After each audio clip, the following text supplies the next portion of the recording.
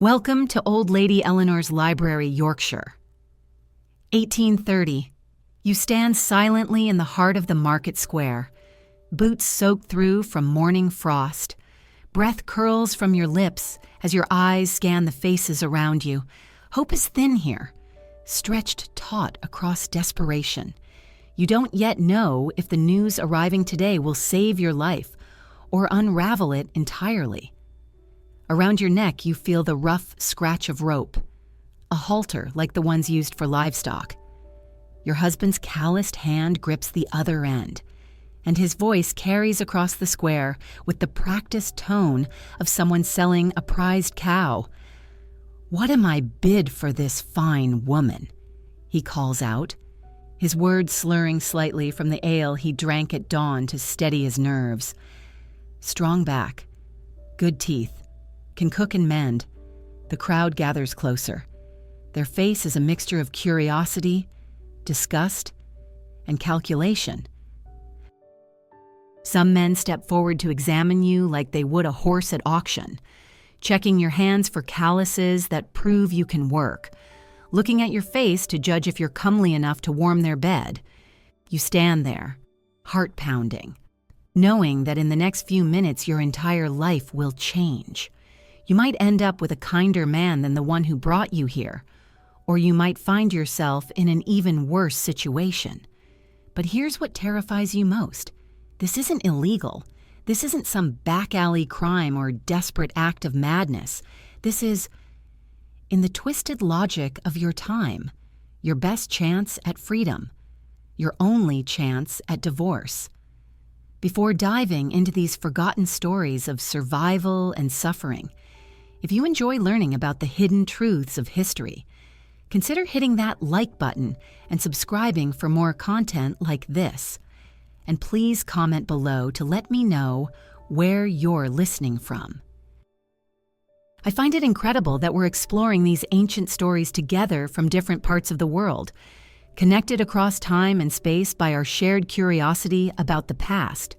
The practice we call wife selling wasn't born from cruelty alone, though cruelty certainly played its part. It emerged from a legal system so rigid and unforgiving that it left the poor with no other options.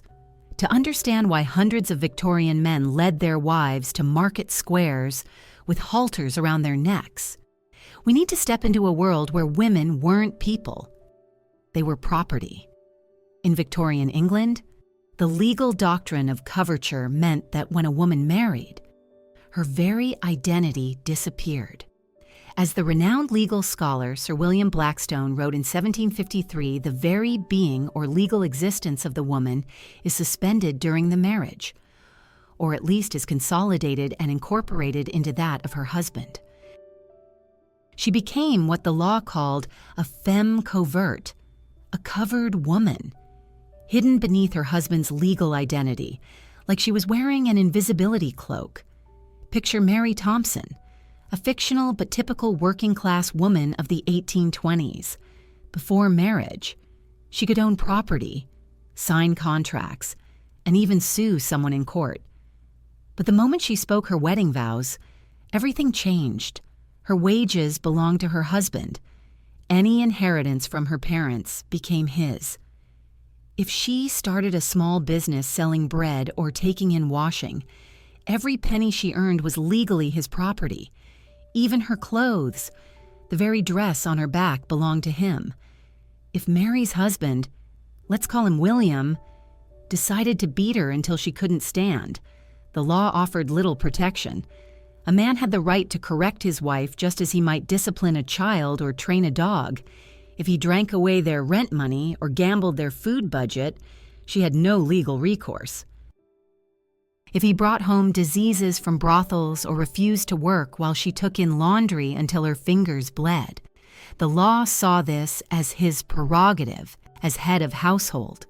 But what happened when Mary couldn't take it anymore? What happened when William's correction left her with broken ribs? Or when his drinking meant their children went to bed hungry every night? What happened when she met someone else? Perhaps a kind widower who treated her with respect, or a bachelor who offered genuine affection. In the upper classes, there was divorce. But it was so expensive and complicated, it might as well have been reserved for royalty. Before 1857, getting a divorce required a private act of parliament, a process that cost at least $1,000 equivalent to about $118,000 today. That sum represented more money than most working-class families would see in a lifetime. Even after the Matrimonial Causes Act of 1857 made divorce slightly more accessible through the courts, it still cost around $40 more than a laborer's yearly wages. For the poor, there were really only 5 ways to end a marriage. You could separate by mutual agreement, though this left both parties unable to remarry legally. You could desert, simply disappear one day and hope your spouse didn't track you down. You could try to get a legal separation through the church courts on grounds of adultery or life-threatening cruelty. But this was expensive and didn't allow remarriage. You could die, which given the living conditions of the working class wasn't entirely uncommon. Or you could sell your wife. The practice emerged sometime in the late 17th century, probably born from desperation and reinforced by folk belief. Since the law treated women as property, some reasoned, why couldn't that property be transferred like any other? The ritual that developed was both humiliating and strangely dignified, a grotesque parody of both divorce and remarriage wrapped into one public ceremony. The selling typically began with an advertisement in the local newspaper. These ads read like livestock auctions. John Smith will sell his wife Mary at Doncaster Market on Tuesday next. She is healthy, strong, and of good character. No reasonable offer refused. Sometimes the ads were more personal. Thomas Brown, bored with his wife, announced that he would sell her to anyone willing to take her. She could cook, wash, and milk cows. On a set day, the husband would take his wife to a public place, usually a market square, where cattle were traded, although sometimes a tavern or an inn was used instead. The symbolism of this ritual was deliberate and cruel. The wife wore a leash around her neck, arm on or waist usually a rope, but sometimes a ribbon in a desperate attempt to save face. The leash was not only symbolic, but marked her as a piece of property to be transferred, no different from a cow or a sheep. The auctioneer, often the husband himself, would call for bids. What am I offered for this fine woman? She's 26 years old, can bear children, excellent at needlework, and has all her teeth. The crowd would press closer, men examining the woman like potential buyers at a horse fair. They'd check her hands for signs of hard work, look at her face to judge her attractiveness, sometimes even ask her to speak to test her manners. But here's where the historical record reveals something crucial that changes our understanding of these scenes. In most cases, the sale was arranged in advance. The buyer was often the woman's lover. And the sale was actually a form of consensual divorce and remarriage rolled into one public ceremony. The humiliation was real, but it served a purpose. It made the separation publicly witnessed and, in the minds of participants, legally binding. Consider the case documented in Brighton in 1826, one of the real incidents that inspired Thomas Hardy's famous novel, The Mayor of Casterbridge. A man led his tidy-looking woman to market and sold her for £5 to a sailor. The newspaper reported that she seemed nothing loath to go, and that the transaction was conducted with every appearance of good humor. The sailor had likely been courting her for months, and all 3 parties saw the sale as their only way to legally end one relationship and begin another. In Wenlock Market in 1830, a wife sold for 2 shillings, and 6pence was determined that the transaction should proceed, despite her husband's last-minute doubts. She flipped her apern in her good man's face and said, "Let be your rogue. I will be sold. I wants a change." Her voice carries across the centuries, determined, fierce, seizing what little agency the law allowed her. The prices paid varied wildly, from a high of £100 plus £25 for each child. In today's money, over £18,000, to as little as a glass of ale.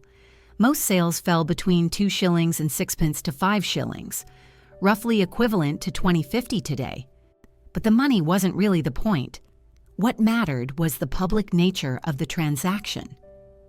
Witnessed by dozens or sometimes hundreds of people who could later testify that the woman had been legally transferred from one man to another. The halter itself held deep symbolic meaning. After the sale was complete, it was handed to the new husband as proof that the transaction was finished. This wasn't just theater. It was a desperate attempt to create legal validity where none existed. The participants needed to believe and to convince their community that what they were doing was legitimate. Sometimes the ritual grew more elaborate. Bills of sale were drawn up and signed, with language borrowed from real property transfers.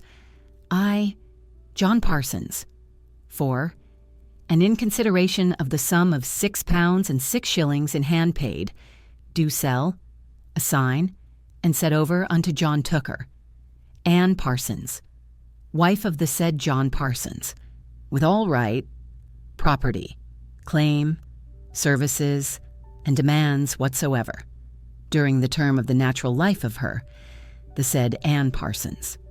The ceremony often ended with all parties going to the nearest pub for a wedding feast, paid for by the new husband. Church bells might even ring, as they did in one documented case from 1827. The community, starved for entertainment and drama, treated these occasions as public spectacles. Crowds of hundreds might gather, treating the sale like a combination of theater, court proceeding, and carnival. But not every wife's sale was a consensual arrangement between lovers seeking legitimacy. Some were genuine auctions where women found themselves bid upon by strangers. In March 1766, a carpenter from Southwark sold his wife in a fit of conjugal indifference at the alehouse.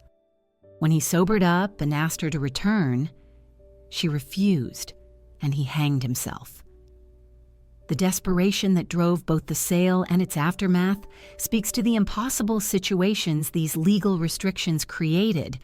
In 1824 in Manchester, a wife was knocked down for 5 shillings, but not liking the purchaser, she was put up again for 3 shillings and a quart of ale. The woman's voice mattered. She could refuse buyers she found unsuitable, but imagine the terror of standing there while strangers bid on you like livestock, knowing that your future depended on which of these men was willing to pay the most. The practice was particularly strong in Yorkshire, where 27 of the 108 documented Victorian-era wife sales took place.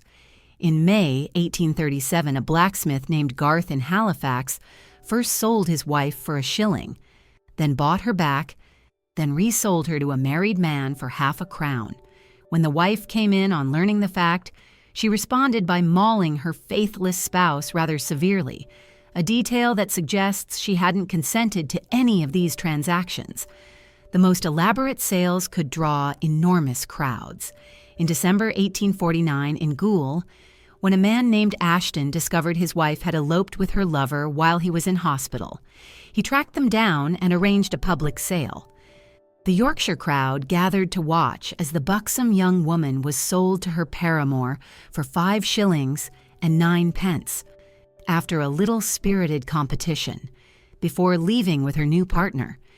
She snapped her fingers at her ex-husband and declared, "There, good for naught. That's more than you would fetch." Even children weren't exempt from this trade. Wives were sometimes sold with their children included in the price, like accessories to the main purchase. In 1865, a woman and her 2 children sold for 100 plus £25 each for the children, a sum that represented several years' wages for a working man. The buyer was taking on not just a wife, but an entire family, with all the financial responsibilities that entailed. The authorities' response to wife selling was inconsistent and often confused. Legally, the practice had no basis in law. It was essentially a conspiracy to commit adultery, followed by bigamy, when the new couples married. But many local officials seemed uncertain about their authority to intervene. In 1819, when a magistrate tried to prevent a sale in Ashbourne, Derby, he was pelted and driven away by the crowd. Later, he admitted his uncertainty. As to the act of selling itself, I do not think I have a right to prevent it, because it rests upon a custom preserved by the people of which perhaps it would be dangerous to deprive them by any law for that purpose. Some local officials actually encouraged the practice. Poor law commissioners responsible for maintaining the destitute in workhouses sometimes forced husbands to sell their wives rather than having the parish support separated families. In 1814, Henry Cook was compelled by the Effingham workhouse authorities to sell his wife rather than have the parish maintain her and her child. She was taken to Croydon Market and sold for 1 shilling, with the parish paying for the journey and a wedding dinner. The symbolic power of the marketplace location can't be understated. Markets were where livestock changed hands, where property was bought and sold, where the community gathered to witness transactions. By choosing these locations, the participants were inserting their personal drama into the most public commercial space available. They were demanding that their community witness and validate what the law refused to recognize. But the symbolism cut deeper than mere location. The halter around the woman's neck made explicit what the law only implied, that wives were property, no different from animals. Some sales even priced women by weight, just like livestock. This wasn't metaphor. It was the logical extension of legal doctrine. The practice began to decline in the 1840s as social attitudes shifted and divorce became slightly more accessible. Newspaper coverage grew more critical, describing sales as disgusting and disgraceful scenes. The rising middle class, increasingly uncomfortable with such public displays of what they saw as working-class barbarism, pushed for prosecutions. By the 1850s, more sales were conducted privately by deed rather than public auction, as participants tried to maintain the legal fiction while avoiding public shame. Religious and social reform movements also worked to suppress the custom. The Salvation Army and other evangelical groups preached against it, though ironically, in 1889, a member of the Salvation Army sold his wife for 1 shilling in Hucknall, Nottinghamshire. Even reformers couldn't entirely escape the practical constraints that made wife selling seem like a reasonable solution to impossible situations. The last recorded wife sale in England took place in 1913, when a woman giving evidence in a Leeds police court claimed she had been sold to one of her husband's workmates for £1. By then, the practice was a relic, kept alive more by tradition and desperation than by any belief in its legitimacy. But the deeper horror of wife selling wasn't the ritual itself. It was what the ritual revealed about the society that made it necessary. These weren't savage customs practiced by barbarians. They were the logical response of rational people trapped in an irrational system. When the law offers no remedy for an intolerable situation, people create their own remedies, however grotesque. The women who stood in those market squares with halters around their necks weren't victims of their husband's cruelty alone. They were victims of a legal system that refused to recognize their humanity. They were trapped between the legal fiction that they didn't exist and the practical reality that they had to find ways to survive, to escape abuse, to seek happiness. Some found that escape through the degrading theater of wife selling. They endured the humiliation of being auctioned like livestock because it offered something the law denied them: a second chance. For a few shillings and the price of their dignity, They could legally become someone else's property, and perhaps, if they were lucky, that someone else would treat them as a human being rather than a possession. The crowds that gathered to watch these sales weren't simply entertainment-seeking voyeurs. Though entertainment was certainly part of the appeal, they were witnesses to a community's attempt to solve problems the law couldn't or wouldn't address. They were participating in a form of rough justice, a way of making public what private law kept hidden. Arthur Munby witnessed what he called the fine old custom in a North Yorkshire village in February 1860. An old man sold his considerably younger wife to a middle-aged purchaser for 18 pence. The buyer had thought about making a bid and at length decided that the act was proper and lawful, but the villagers disagreed. They burned effigy of the couple on the lawn, showing that even in communities where wife-selling persisted, the practice was controversial and morally complex. The practice crossed class lines more than the Victorian middle class was willing to admit. The Duke of Chandos is said to have purchased his second wife from a groom around 1740 for half a crown for a woman who was being beaten by an innkeeper. The Duke sent her to school, married her after his first husband died, and by all accounts they lived happily. Her final address to her servants, a recounting of her life, and a touching lesson in faith and providence, shows that even aristocratic wife-selling could lead to true love and respect. Stories like these force us to take a deeper and more complex look at what wife-selling means to those who practice it. Yes, it was degrading and humiliating. Yes, it treated women as property in the most literal way possible. But it was also, in its twisted way, a form of liberation. It offered escape from marriages that might otherwise have meant lifelong misery or death. The historical records suggest that many wives actively participated in arranging their own sales. In Plymouth in 1822, a woman provided the money for her agent to buy her out of her marriage. In numerous cases, wives insisted on sales when their husbands had second thoughts. They weren't passive victims being traded against their will.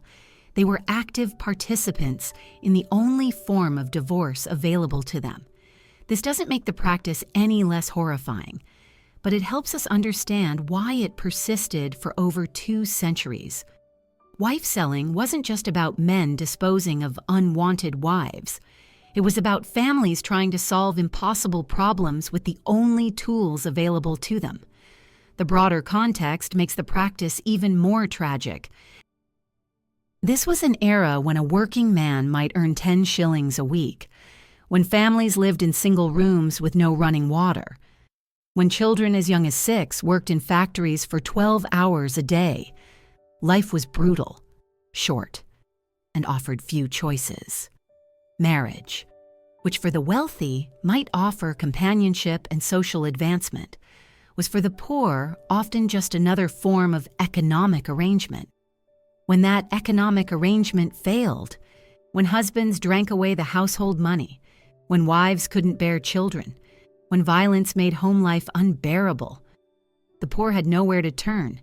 The church offered moral guidance but no practical solutions. The law offered punishment, but no relief. Only the rough justice of community-sanctioned wife-selling offered a way out.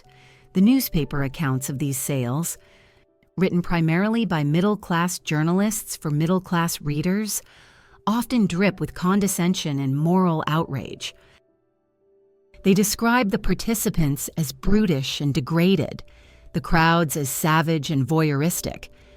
But between the lines, we can read stories of desperate people making impossible choices with as much dignity as they could muster. When we look back at wife-selling from our modern perspective, it's easy to focus on the cruelty and degradation. The image of a woman with a rope around her neck being auctioned like livestock strikes us as the ultimate symbol of female oppression. And it was. But it was also something else. It was a community's attempt to create justice, where the law offered none. It was desperate people's way of claiming agency in a system designed to deny them choices. It was rough, imperfect, often cruel, but it was also the only form of divorce available to the poor. The practice died out not because society suddenly became more enlightened about women's rights, but because legal divorce became slightly more accessible, and because changing economic conditions gave women other options. The Married Women's Property Acts of 1870 and 1882 began to chip away at coverture, allowing wives to keep their earnings and inherit property. Slowly, very slowly, the law began to recognize that women were people rather than property. But for the women who stood in those market squares in the early 19th century, with halters around their necks and crowds pressing close to examine them like livestock, those changes came too late. They lived in a world that offered them no legal identity, no right to their own earnings, no escape from violent or miserable marriages except through the degrading theater of public sale. Their stories remind us that progress isn't inevitable, that legal rights we take for granted were hard-won and came at enormous cost. They remind us that when systems fail to provide justice, people will create their own forms of justice, however imperfect or morally troubling, as you sit in your comfortable modern life, with your legal right to divorce, your ability to own property, your recognition as a full person under the law. Remember the women who bought their freedom for a few shillings and the price of their dignity in the market squares of Victorian England. Remember that the rights you enjoy were built on the suffering of women who had no choice but to wear halters around their necks and hope that someone, anyone, would treat them more kindly than the law did. The last echoes of those market square auctions died out over a century ago, but they leave us with uncomfortable questions about the systems we've built and the people those systems fail. They remind us that behind every grotesque historical practice, there are human stories of survival, desperation, and the endless search for something better, even when that something better comes at an almost unbearable cost. The horror of wife selling becomes even more visceral when we examine the specific mechanics of how these auctions unfolded. Picture yourself back in that market square, but this time as an observer in the crowd.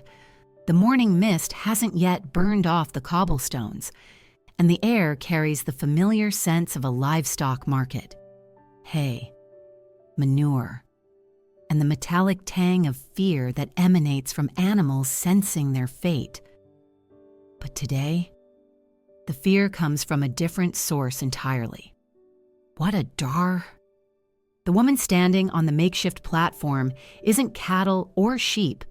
She's someone's daughter, someone's mother, someone's sister. Her name might be Elizabeth or Sarah or Mary, names lost to history except in faded newspaper clippings and court records. She's 28 years old, let's say, with work-roughened hands and a face that might have once been pretty before poverty and hard living carved lines around her eyes. The halter around her neck isn't decorative. It's thick rope, the kind used to lead horses, and it chafes against her skin with every movement. Her husband, soon to be her former husband, holds the other end with the casual grip of a man who's done this before, though his hands shake slightly from the morning ale meant to steady his nerves. "Come now, gentlemen," he calls out, his voice carrying across the square with practiced authority. "What'll you give for this fine piece of woman flesh? She's strong as an ox, can work 16 hours without complaint, and she's got all her teeth." He forces her mouth open with calloused fingers, displaying her teeth to the crowd like a horse trader showing off his merchandise. The gathered men press closer, their breathing visible in the cold air, their eyes calculating. They're not monsters. They're farmers, laborers, Tradesmen who understand value and practicality. They examine her hands for calluses that prove she can work. They look at her hips to judge if she can bear children. They study her face to determine if she's comely enough to warm their beds on cold nights. One man, a blacksmith by the look of his soot-stained apron, steps forward and pinches her arm to test the firmness of her flesh. She's a bit thin, he observes clinically. Might not last through a hard winter. What's her temperament like? Is she given to fits or melancholy? Sweet as a lamb when she's treated right. The husband responds quickly, never raises her voice, does exactly as she's told. Good with children, too. Raised 3 of her own without losing a 1 to fever. But we can see something in the woman's eyes that contradicts this description. There's a hardness there, a calculating intelligence that suggests she's anything but the docile creature being advertised. Her lips are pressed together in a thin line, and her hands, though bound, show white knuckles from clenched fists. She's not the passive victim this scene suggests. She's a participant, playing a role in a drama that might be her only path to freedom. The bidding begins tentatively. 2 shillings calls out a cattle deal. Raw, more to test the waters than from serious interest. The amount draws scoffs from the crowd, barely enough to buy a decent meal. 2 and 6 count as a young farmer, his face flushed with excitement or embarrassment. He's perhaps 25. With the awkward demeanor of someone who's never been married and sees this as an opportunity to acquire a ready-made household, the woman's eyes dart to him, sizing him up quickly. Is he cruel? Does he drink? Will he beat her on Saturday nights when the ale makes him mean? In these few seconds, she's making calculations that will determine the rest of her life. 3 shillings. The voice comes from the back of the crowd, from a man she recognizes. Thomas Miller, a widower who's been visiting her in secret for months. Relief floods her features so quickly that several observers notice and nudge each other knowingly. This isn't a random auction. It's theater. A performance designed to give legal legitimacy to an arrangement already made. But the young farmer doesn't understand the choreography. 4 shillings, he calls out eagerly, genuinely believing he's competing for a wife. And I'll throw in a pig. Now the woman looks genuinely frightened. This isn't part of the plan. Thomas Miller frowns and steps forward. 5 shillings, he says firmly, his voice carrying a warning that the younger man seems to miss entirely. 6. The farmer responds immediately, caught up in the competitive spirit. The crowd murmurs appreciatively. This is better entertainment than they'd expected. The woman tries to catch her husband's eye, to signal that something has gone wrong. But he's counting money in his head, calculating how much ale and gin 6 shillings will buy. For the first time, real terror crosses her face. She could end up with a stranger, someone who might be crueler than the husband she's trying to escape. 7 shillings, Thomas Miller says through gritted teeth. It's more money than he has. But he can see the woman's distress. The young farmer hesitates, patting his pockets. 7 shillings plus a pig represents a significant investment. He looks at the woman again, really studying her face for the first time, and something in her expression finally penetrates his romantic fantasies. She's not looking at him with gratitude or even resigned acceptance. She's looking at him with the kind of fear usually reserved for rabid dogs. 7 shillings and 6 pence, he says, but his voice lacks conviction now. The auctioneer, the husband, senses the shift in mood. He's drunk enough to be greedy, but not drunk enough to miss the dangerous tension building in the crowd. Wife selling depends on community acceptance, And crowds can turn ugly when they sense something isn't right. "Going once for 7 and 6, he calls out quickly, hoping to end the auction before it spirals out of control. 8 shillings, Thomas Miller says desperately, though everyone can see he doesn't have that kind of money. The moment stretches out like a held breath. The woman stands frozen between her current misery and an unknown future, while 2 men bid for the right to own her, as completely as they might own a horse or a table. The crowd watches with the fascination of people witnessing something that's simultaneously entertaining and deeply disturbing. Then something unexpected happens. The woman speaks. "I choose Thomas Miller," she says clearly, her voice carrying across the suddenly quiet square. "I'll go with him willingly, but I won't be sold to no stranger like a sack of grain." The crowd erupts in murmurs and arguments. This isn't how wife selling is supposed to work. The woman doesn't get to choose. That's the whole point of the auction format. But there's something in her voice, a dignity that commands respect even in this degrading situation, that makes several men nod approvingly. "The lass has spoken," calls out an old man from the edge of the crowd. "Let her go to who she wants. This ain't a cattle market, but I bid highest," the young farmer protests, though he sounds relieved rather than disappointed. The husband looks around nervously.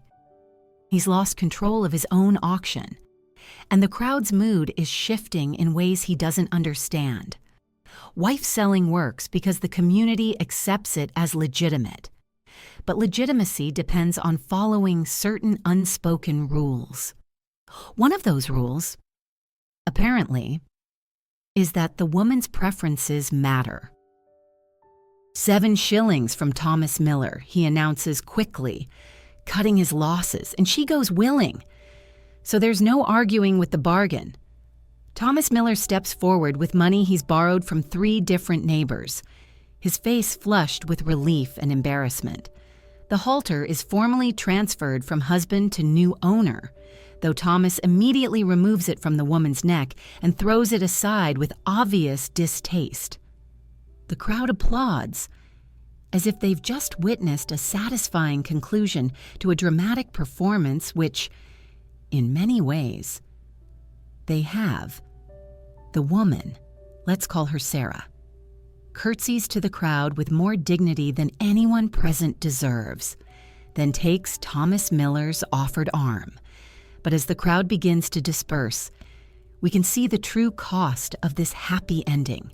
Sarah may have escaped one bad situation, but she's now legally bound to Thomas Miller as completely as she was to her first husband. If Thomas turns out to be cruel or becomes a drunkard, she'll have no more recourse than she had before. She simply traded one form of legal slavery for another, hoping that her new master will be kinder than her old one. The young farmer who nearly bought her watches, them go with confused feelings. Part of him is disappointed. He'd been lonely enough to think purchasing a wife was a reasonable solution to his problems. But part of him is also disturbed by what he's just witnessed. He'd never really thought about what it would mean to own another human being, to have someone bound to him not by love or even mutual benefit, but by a legal fiction that reduced her to property. The husband, Sarah's former husband, pockets his 7 shillings and heads for the nearest tavern, already calculating how many drinks he can afford. He feels a mixture of relief and loss that he doesn't quite understand. Sarah had been a burden, certainly. Another mouth to feed, another person making demands on his limited resources. But she'd also been the only person in the world who cared whether he lived or died, even if that care was mixed with fear and resentment. This particular scene is fictional, but it's built from dozens of documented cases that follow remarkably similar patterns. The reality of wife selling was both more complex and more heartbreaking than the simple narrative of men disposing of unwanted wives suggests. Consider the case of Mary Ann Price, sold in Merthyr Tydfil in 1837. The newspaper account describes her as a young woman of prepossessing appearance, who was led into the market with a rope around her waist. She was sold to a man named Lewis Bluffer for 4 shillings and 6pence. But the transaction was clearly arranged in advance. Lewis was described as her sweetheart, and the sale was conducted with the apparent satisfaction of all parties. But buried in the newspaper account are details that suggest a deeper story. Mary Ann's husband was described as a collier, a coal miner, who had been much addicted to drink. The sale took place during a period of severe economic depression in the Welsh mining districts, when families were struggling to survive on reduced wages and irregular work. Mary Ann's choice to be sold was likely the choice between starvation with a drunken husband and survival with a man who could provide for her. Or consider the more disturbing case from Carlisle in 1832, where a woman was put up for sale by her husband but refused to accept any of the bidders. The crowd grew hostile when she continued to reject potential buyers, and the situation became so tense that the local magistrate intervened to prevent violence. The woman was ultimately knocked down to a man she'd never met for 3 shillings, but she refused to go with him. The sale was declared invalid, and she was allowed to return to her husband, though what happened to her afterward isn't recorded. These cases reveal the fundamental contradiction at the heart of wife-selling. The practice depended on the legal fiction that women were property that could be transferred at will, but it also depended on the woman's consent for community acceptance. A wife who was clearly being sold against her will generated sympathy and sometimes intervention from crowds who might otherwise enjoy the spectacle. The geographic distribution of wife-selling tells us something important about the social and economic conditions that made it seem necessary. Yorkshire, with its industrial towns and rural poverty, had the highest number of documented cases. The practice was less common in the prosperous South and almost unknown in Scotland, where different legal traditions provided other options for unhappy couples. In the industrial North, where traditional social structures were breaking down under the pressure of rapid economic change, wife-selling offered a way to adapt old customs to new circumstances. Factory work meant that families were no longer economic units working together on farms. Husbands and wives might work in different industries, have different schedules, and develop separate social networks. When marriages failed under these pressures, traditional remedies like community intervention or family pressure were less available. The symbolism of the halter reveals the deep connections between wife-selling and livestock trading. But it also served a practical legal purpose. English common law recognized several ways of transferring property, and the physical handling of goods called livery of seisin was one of the most ancient and respected methods. By using a halter and conducting the sale in a marketplace, participants were invoking legal traditions that went back to medieval times. The halter also served a psychological purpose for both sellers and buyers. For husbands, it made explicit what the law already implied, that their wives were property to be disposed of at will. For buyers, it symbolized their new rights and responsibilities. For the women themselves, the moment when the halter was removed often marked their psychological transition from one household to another. Some of the most elaborate wife sales involved multiple transfers of the same woman. In Sheffield in 1842, a woman was sold 3 times in one day as different men bid for her, and then changed their minds. Each time she had to endure the humiliation of being examined by potential buyers, only to find herself back on the auction block when the transaction fell through. The newspaper account describes her as becoming increasingly distraught as the day wore on, finally breaking down in tears when the 3rd sale was also canceled. These multiple sales reveal the fundamental instability of the entire system. Because wife-selling had no legal basis, there was no way to enforce the contracts or resolve disputes. A buyer who changed his mind could simply return his purchase and demand his money back. A woman who found her new situation intolerable had no recourse except to convince her new husband to sell her again. The children of sold wives occupied a particularly tragic position in these arrangements. Sometimes they were included in the sale price, like accessories to the main purchase. A woman sold in Pontefract in 1847 came with 3 children, and the buyer agreed to take responsibility for their upbringing and education. But more often, children were left behind with their fathers, separated from their mothers by transactions they were too young to understand. The emotional impact on these children doesn't appear in most historical records, but we can imagine the trauma of watching your mother led away with a rope around her neck by a stranger who had just purchased her. Some children never saw their mothers again. Others were reunited years later under circumstances that must have been awkward and painful for everyone involved. The practice of wife selling also had profound effects on the communities where it occurred. These sales were public events that drew crowds of hundreds, sometimes thousands, of spectators. They became forms of popular entertainment, but they also served as community discussions about marriage, morality, and the limits of acceptable behavior. The crowds that gathered for wife sales weren't passive observers.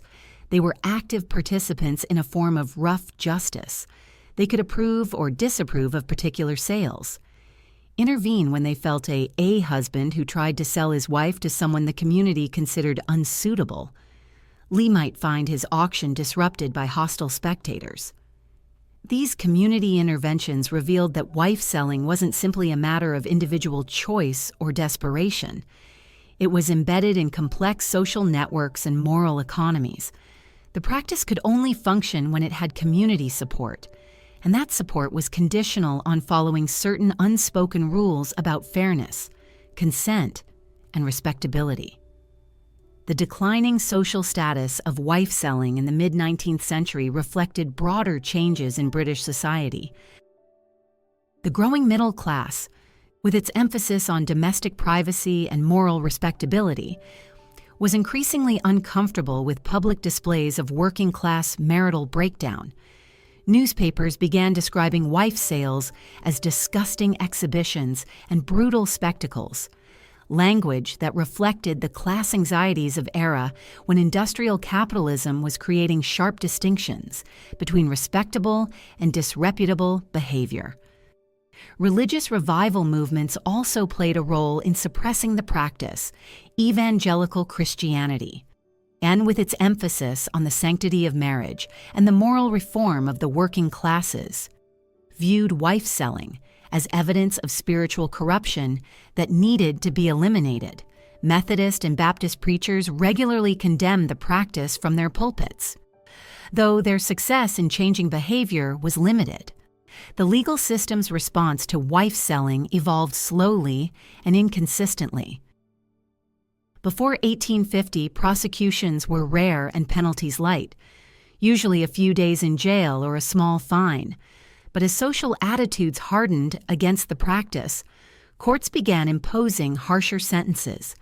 By the 1860s, men convicted of selling their wives could face 6 months in prison, and buyers could be charged with conspiracy to commit adultery. However, proving that a wife sale had actually occurred was often difficult. The participants had strong incentives to deny that any money had changed hands, or to claim that the ceremony was simply a joke or theatrical performance. Juries, often drawn from working-class communities where wife selling was still understood, if not approved, were sometimes reluctant to convict people for what they saw as attempts to solve impossible problems. The emergence of music hall entertainment in the mid-19th century gave wife selling a new cultural life, even as the practice itself declined. Popular songs like The Sale of a Wife turned the ritual into comedy, portraying the husband as a fool, the wife as a shrew, and the buyer as a dupe. These songs sanitize the real desperation and humiliation of wife selling by transforming it into harmless entertainment for middle-class audiences. But the persistence of wife selling in popular culture reveals something important about its psychological and social functions. The practice addressed deep anxieties about marriage, property, and gender relations that didn't disappear when the ritual itself became socially unacceptable.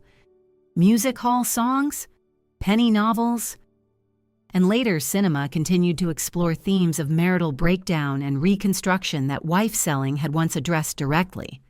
The international dimension of wife selling also deserves attention. English settlers brought the practice to American colonies, where it persisted into the 19th century. Colonial court records document cases from Connecticut to South Carolina, suggesting that the custom was adaptable to different social and economic conditions. In some American contexts, wife selling seems to have been even more commercialized than in England. With formal bills of sale and newspaper advertisements, the French were particularly fascinated by English wife selling, seeing it as evidence of British barbarism and moral corruption. French newspapers regularly reported on English wife sales, often exaggerating the details for dramatic effect. Political cartoons showed John Bull leading his wife to market like a cow, using the practice as a symbol of English brutality and commercialism. This international attention was deeply embarrassing to English elites, who were trying to position Britain as the leader of European civilization and moral progress. The idea that Englishmen routinely sold their wives like livestock contradicted the emerging Victorian ideology of domestic respectability and female virtue. Government officials began pressuring local magistrates to crack down on the practice more vigorously. The role of alcohol in wife selling cannot be overlooked. Many sales began in taverns, fueled by drink and male camaraderie that made the degradation of women seem acceptable or even amusing. The ritual often ended with all parties drinking together to celebrate the transaction, a practice that helped normalize what might otherwise seem shocking or cruel. But alcohol also provided a convenient excuse for men who later regretted their actions. Several documented cases involve husbands who sold their wives while drunk and then tried to reclaim them when sober. The legal system generally refused to recognize these post-sale regrets, treating wife selling as a binding contract regardless of the seller's mental state. The economic dimensions of wife selling become clearer when we examine it alongside other forms of working-class survival strategy. In communities where unemployment was chronic and wages barely sufficient for survival, marriage was often an economic necessity rather than a romantic choice. Women needed male protection and support. Men needed domestic labor and childcare. When these economic partnerships failed, wife selling provided a way to rearrange resources and responsibilities. The prices paid for wives reflected these economic calculations. Women who were described as good workers, skilled at valuable trades like spinning or brewing, commanded higher prices than those whose labor was less valuable.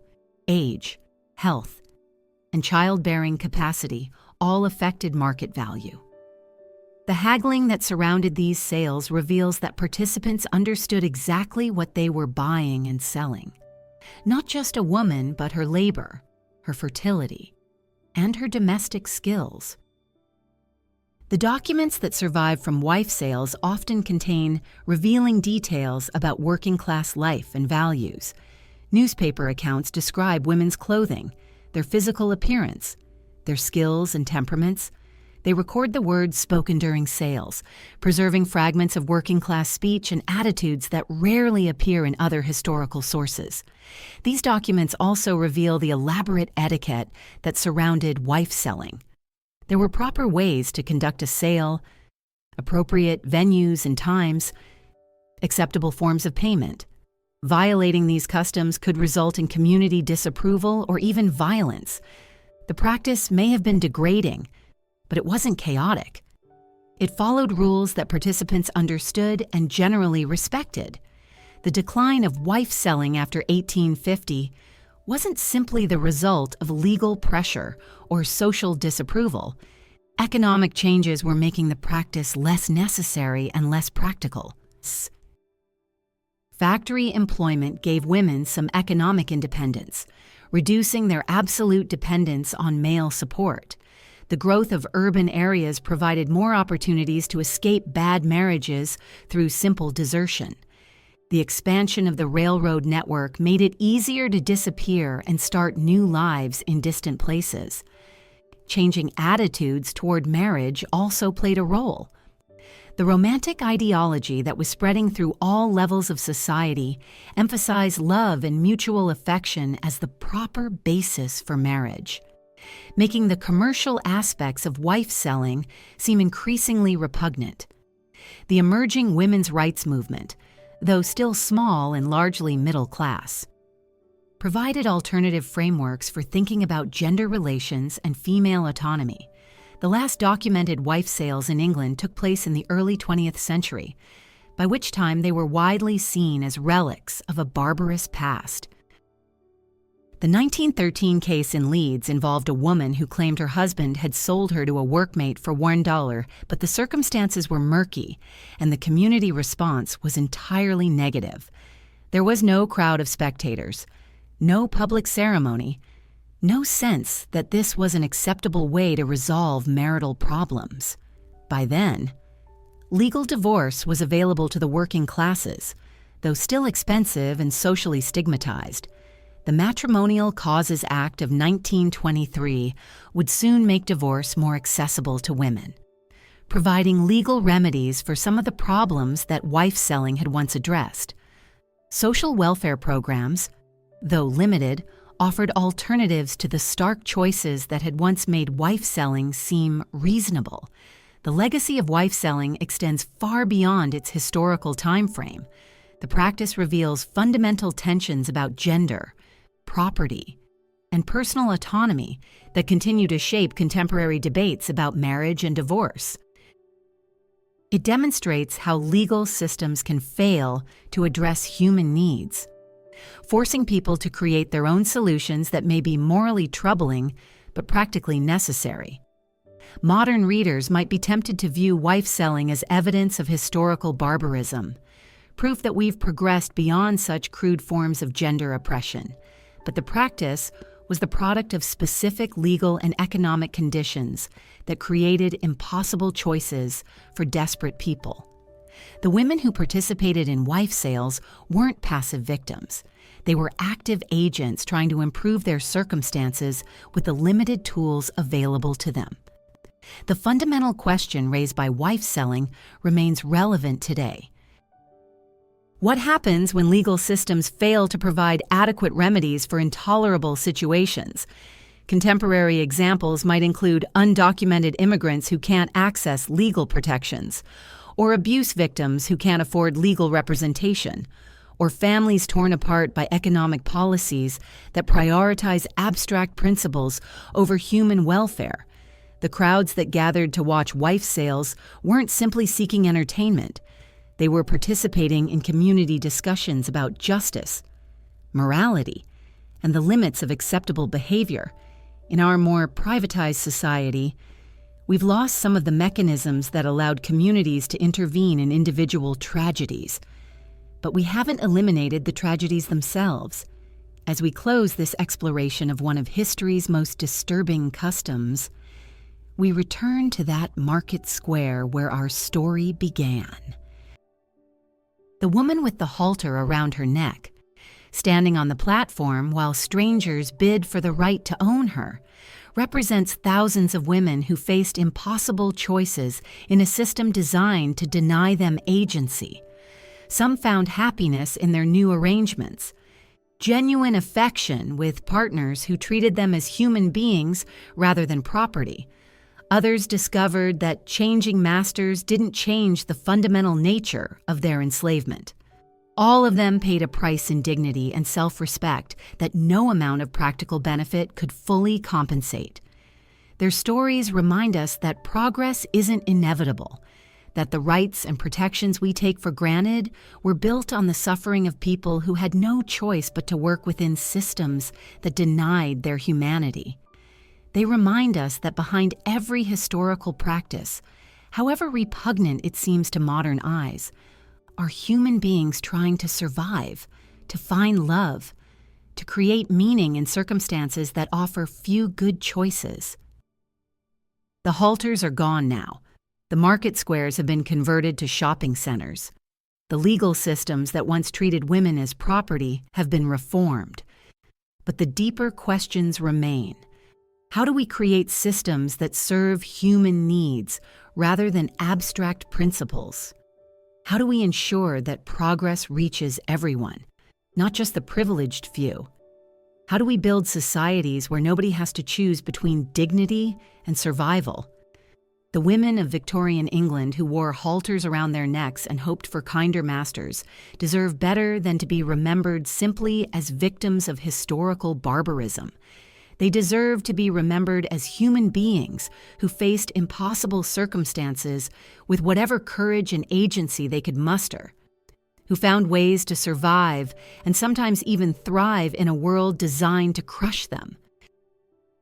Their voices echo across the centuries, reminding us that freedom isn't free, that dignity isn't guaranteed, and that the price of justice is eternal vigilance against the systems and circumstances that reduce human beings to property.